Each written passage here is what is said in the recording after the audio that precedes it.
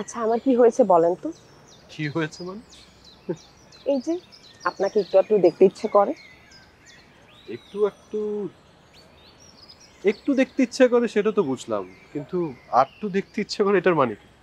আটটু মানে বুঝেননি? হুম। আটটু মানে হচ্ছে একটুর অর্ধেক। ও এবার বুঝলাম। দেখা হলে ভালো হয়, না দেখা হলে ক্ষতি নেই। গুড। আচ্ছা, আপনার কি এমন হয়? সত্য বলবো নাকি মিথ্যা, কোনটা? অবশ্যই সত্যি বলবেন। আমি মিথ্যা একদমই পছন্দ করি না। অ্যাকচুয়ালি কাজের এত প্রেশার থাকে, ভাবার একদমই সময় পাচ্ছি না। আপনিই তো বলেছেন আপনি টোটো কোম্পানির ম্যানেজার। তাহলে এত কাজে প্রেশার কোথা থেকে আসে আমার মাথায় আসে না। অ্যাকচুয়ালি আপনি হয়তো বা জানেন না, কর্মচারীদের চেয়ে টোটো কোম্পানির ম্যানেজারদের কাজের চাপ একটু বেশিই থাকে। কাজের নাকি অকাজের চাপ বেশি থাকে?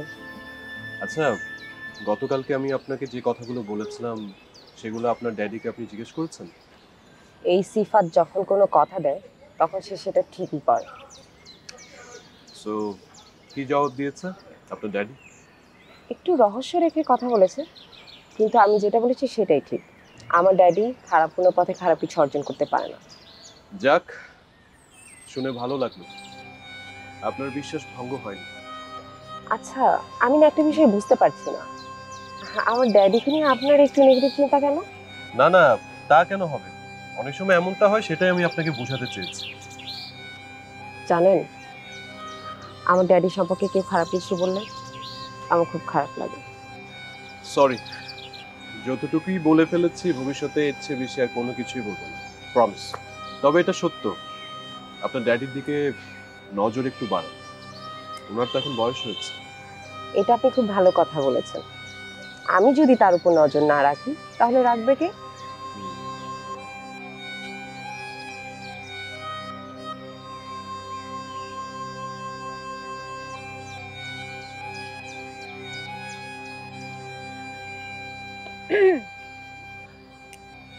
কি ব্যাপার বলো তো সুমি? আজকাল তুমি তো আমার সাথে দেখা করতে চাও না, আর সেই তুমি ইচ্ছা করে আমাকে ডাকলে দেখা করার জন্য। ব্যাপার কি? কোনো ব্যাপার নেই, মন চাইলো তাই। মন চাইলো? নাকি আমাকে পুলিশের হাতে ধরিয়ে দেওয়ার জন্য ফোন দিয়ে এঁটেছো? তোমাদের মতো মেয়েদের তো আজকাল বিশ্বাসই হয় না। শোনো নমন, যে যেমন সে না সবাইকেই তেমন মনে করে। আর তুমি যে কথাটা বলছো সেটা তোমার দ্বারা করা সম্ভব, আমার পক্ষে না। কি জানি, হবে হয়তো। তবে আজ আমার মন কেন যেন বলছে কিছু একটা হবে।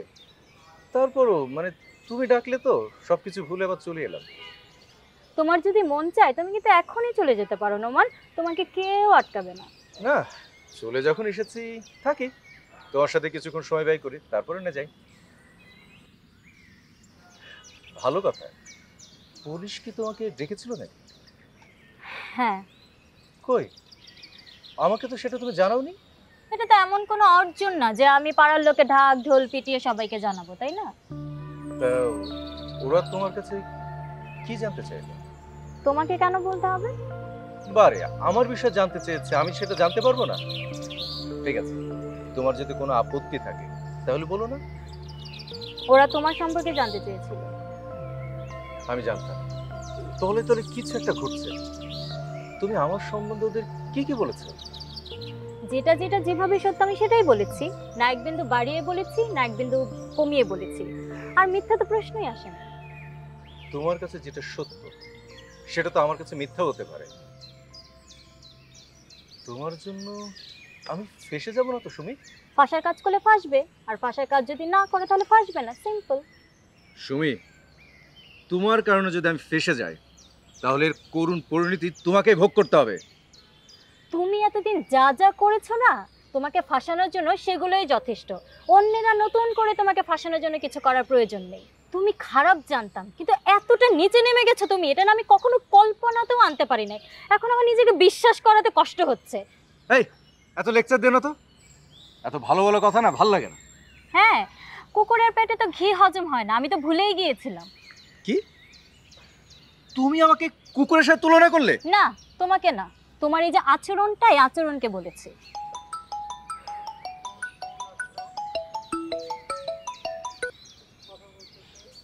হ্যালো।